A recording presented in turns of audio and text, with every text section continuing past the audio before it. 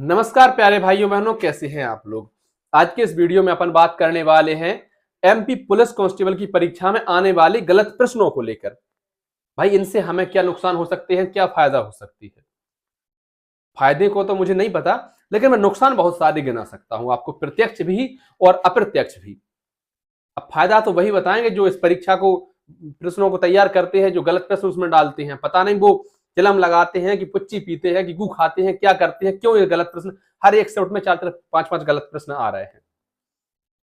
आपको अगर मतलब मेरे शब्द बुरे लगे हो तो मैं आप सबसे माफी मांगता हूं, उनसे नहीं, माफी आप लोगों से। उनके लिए तो जूता रखा है अभी भी। तो लेकिन मतलब ये है कि अभ्यर्थियों को इससे बहुत परेशान होना पड़ता है। आपको पता है, जब आप आंसर शीट देखेंगे ना, तो उसमें प्रति प्रश्न 185 रुपए और कुछ पैसे भी हैं इसमें शामिल के हिसाब से आपको शुल्क देना पड़ेगा आपत्ति दर्ज करने के लिए। और अब ऐसा भी नहीं है, पहले ऐसा था 50 रुपए प्रति प्रश्न शुल्क लगता था, और अगर जैसे किसी एक प्रश्न पर एक बार आपत्ति दर्ज हो चुकी है तो उस पर दोबारा आपत्ति नहीं लगेगी।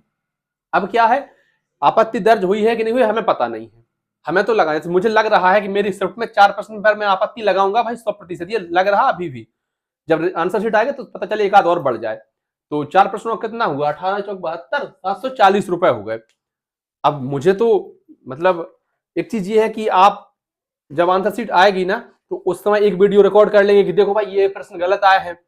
एक और वीडियो रिकॉर्ड कर लेंगे जब हम आपत्ति दर्ज कराएंगे, इस प्रकार से आपको आपत्ति दर्ज करनी है। आप लोगों के आशीर्वाद से 4 पैसे मिल जाएंगे, हमारा तो कम चल जाएगा, लेकिन प्रदेश के मेरे बाकी भाई बहन क्या करेंगे। 1500 रुपए इसी का फालतू खर्चा है, हमारी गलती तो कोई है नहीं। हम तो आज इस बारे में चर्चा कर रहे हैं कि अगर प्रश्न आता है तो उनके नुकसान क्या क्या है, साथ ही साथ हमें उसका लाभ या लाभ होता है कि नुकसान होता है, वो सारी चीजें अपन समझने वाले हैं। सबसे शुरुआत में नुकसान क्या है, जैसे कोई भी प्रश्न अगर आता है और हमें लगता है कि ये गलत है, मैं दावे के साथ कह सकता हूं, मेरा भी इस क्षेत्र में बहुत लंबा अनुभव रहा है, कोई भी अभ्यर्थी एक बार में 100% श्योर नहीं हो सकता कि यह प्रश्न गलत ही होगा। हमें अपने आप पर विश्वास नहीं रहता, कई बार लगता है कि ऐसा ना हो हमने हड़बड़ी में कैलकुलेशन गलत कर दी हो, हम उसको दोबारा करने लग जाते हैं, तो समय बर्बाद होता है कि नहीं होता है। 2-3 बार जब नहीं आता है, बार बार उसको क्रॉस चेक करते हैं, फिर कहते हैं कि हाँ यार ये तो गलत है। कई में आंसर, जैसे हमने प्रश्न पढ़ा, प्रश्न को करने लग गए, अब आंसर एक ही विकल्प में 2 अलग अलग आंसर लिखे हैं। जैसे हिंदी में 5 लिखा था मेरी एक शिफ्ट में, मतलब एक प्रश्न में, और अंग्रेजी में 6 लिखा था। बताओ क्या करें, ऐसी स्थिति है भाई। तो पहला नुकसान तो यही है कि समय बर्बाद होता है, दिमाग खराब होता है, सो अलग है। दूसरी चीज पैसे की बर्बादी है। पैसे की बर्बादी है कि नहीं है।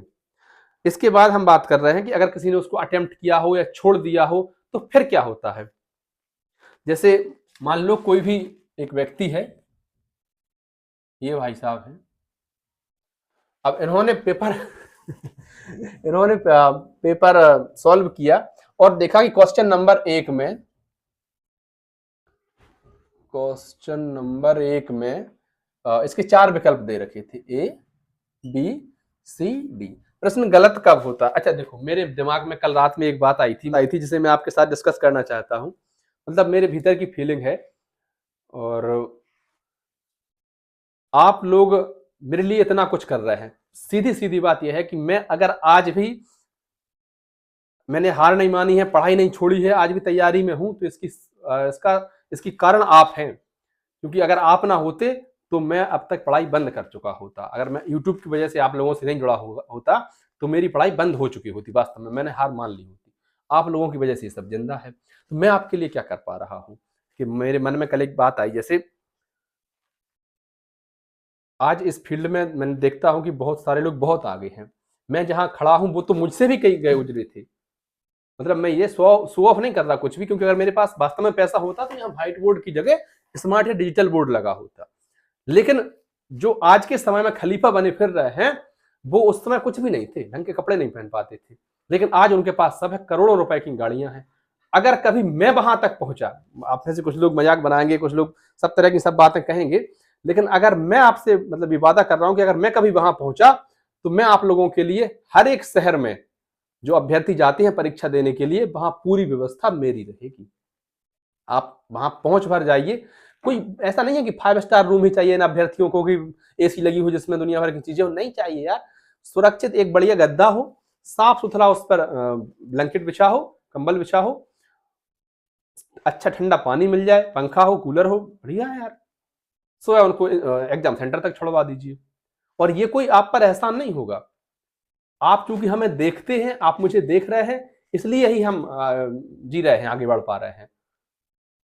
आपने ही तो हमें पैसा दिया है, भले ही प्रत्यक्ष नहीं दिया, अप्रत्यक्ष दिया, लेकिन आप ही तो, आपकी वजह से ही तो हमारा सब कुछ चल रहा है। हम आपके लिए क्या कर पा रहे हैं? फिलहाल तो कुछ नहीं।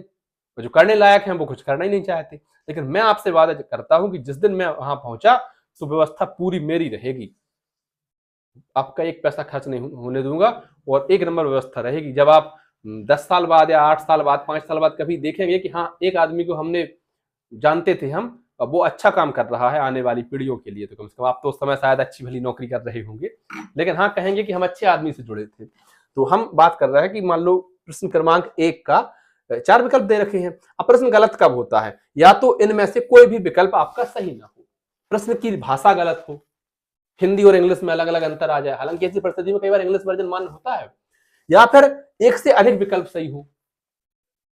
ऐसी परिस्थिति में प्रश्न गलत होता है, डिलीट होता है, इसके लिए हमें आपत्ति दर्ज करनी होती है। अगर हम प्रश्न पर आपत्ति दर्ज नहीं करेंगे तो इसका मतलब है कि उस प्रश्न पर क्या नाम ये वो कुछ भी एक्शन नहीं लेंगे, चाहे वो गलत हो चाहे सही हो, आपत्ति दर्ज करनी ही पड़ेगी। तो मान लो कंप्यूटर में हाल में तो इसमें कुछ ना कुछ डाटा सेव हुआ, कोई ना कोई आंसर सही माना होगा, प्रश्न गलत है, ठीक है, डिलीट होने लायक है, मैंने इसका ए लगा दिया। एक और इंसान बैठा था बगल में ही, सेम प्रश्न का उसने इनमें से कोई लगा दिया, कंप्यूटर ने इसको हाल में सही माना और मुझे इसके दे दिए कितने नंबर? मैं मानकर चलता हूं कि मुझे 80 नंबर दे दिए, इसको शामिल करके, जो कि प्रश्न गलत है और डिलीट होने वाला है आने वाले समय, जो हम इस पर आपत्ति लगाएंगे। दूसरे आदमी के भी 80 नंबर आए, लेकिन इन 80 में उसका यह शामिल नहीं था। अच्छा, अगर कोई छोड़ भी देता है तो बात तो एक ही है ना, या फिर गलत लग जाए तो लगा सब देते हैं, क्योंकि इसमें माइनस मार्किंग नहीं है, तो लगा सब देते हैं। भाई मैं तो लगाए हैं सारे प्रश्न जो दिख रहे थे, सब गलत है। अब क्या हुआ कि प्रश्न भाई साहब डिलीट हुआ, और जैसे ही प्रश्न डिलीट हुआ मेरे नंबर कितने बचे? आप कहेंगे 79 बचे। एक नंबर तो मेरा ये वाला जुड़ा था जो डिलीट हो गया, तो 79 में मेरे 0.79 और जोड़े जाएंगे, और मेरा जो स्कोर रहेगा 79.79 रहेगा, ये मेरा स्कोर रहेगा। अच्छा जी, तो इसका क्या, जब ये मेरा स्कोर कब है? 80 आया था, वह प्रश्न डिलीट हुआ, उसके बाद मेरा 79.79 बचा। ऐसे अभ्यर्थी जिनने इसका कोई और ऑप्शन लगाया था, उस समय वो डिलीट, मतलब इनका जोड़ा नहीं गया था आंसर, तो इनका 80 आए थे, अब डिलीट हुआ है प्रश्न, तो इस पर तो कोई फर्क पड़ना नहीं है, एक नंबर कम नहीं होना है। और जब इनको इसका लाभ मिलेगा तो मिलेगा 0.8, इसका मतलब 80.80 का स्कोर हो जाएगा कि नहीं हो जाएगा? दोनों के 80 नंबर आए थे, लेकिन बाद में कितने हो? 79.79, 80.8, तो ये हो जाता है। अगर किसी के 50 नंबर आए हो तो जाहिर सी बात है उसको 0.5 मिलना है, किसी के 60 आए हो तो 0.6 मिलना है। मुद्दे की बात यह है कि ये मिलना ही क्यों है? होश में रहकर प्रश्न नहीं बनाए जा सकते क्या? अगर आप कहते हैं कि हम जो ईएसबी है संस्था है, इसके विकास के लिए है ये प्रश्न बना रहे हैं ताकि 185 रुपए प्रति अभ्यर्थी लें और उसका विकास करें, प्रदेश का विकास करें, ये तो नाजायज बात हो गई यार। ये तो प्रश्न बनाते समय ध्यान रखना चाहिए कि अभ्यर्थियों को कितनी परेशानियां होती हैं। हर किसी के बस की बात नहीं होती है। कई बार ऐसी परिस्थिति बन जाती है कि हम देख रहे हैं कि प्रश्न गलत है, लेकिन हमारे पास चूंकि पैसे नहीं है इसलिए हम आपत्ति दर्ज नहीं करा पा रहे हैं, किसी न किसी ने करा दी होगी, और तो हमें भी इसका लाभ मिल जाएगा। पता चले कि जैसे वो एक कहानी हम बचपन में सुनते थे कि एक राजा ने कहा कि उस क्षेत्र में बारिश नहीं हो रही थी, तो राजा साहब ने कहा कि यहाँ यज्ञ करवाना पड़ेगा, भंडारा होगा, आप सभी लोग घर से एक एक लोटा दूध लेकर आइए, रात में आ जाना सब, रात में। तो सब ने कहा कि यार पूरा गांव तो दूध लेकर जा रहा है, हम पानी लेकर चले जाते हैं। और सुबह देखा तो उसमें एक सिंगल लोटा भी दूध नहीं था, पूरा पानी से भरा हुआ था। फिर कहा कि इसलिए वो जो है बारिश नहीं हो रही है। तो कहने का तात्पर्य सिर्फ इतना है, कहीं ऐसा ना हो कि प्रश्न पर कोई भी आपत्ति नहीं लगाए और उसका किसी को लाभ नुकसान कुछ हो ही ना सके, क्योंकि आपत्ति जब लगाएंगे तभी उस पर विचार किया जाएगा, अन्यथा विचार नहीं किया जाएगा। आपत्ति लगाने के लिए सबके पास पैसे हो ये जरूरी बात नहीं है। तो लेकिन ठीक है, अभी ताकत में है, कर लीजिए, कभी ना कभी हिसाब देना पड़ेगा, यहाँ नहीं तो वहां हिसाब देना पड़ेगा, भुगतना पड़ेगा। जो अवैध कमाई जिनके लिए जोड़कर जा रहे हो वो भी ढंग से जी नहीं पाएंगे वो।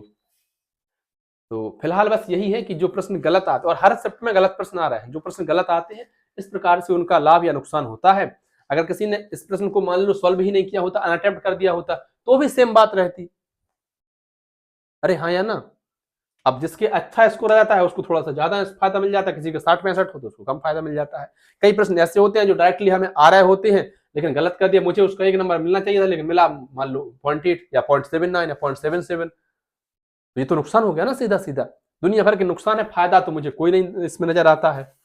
बाकी ईएसबी जाने भाई सब संभाले हुए हैं, बहुत होनहार भी हैं।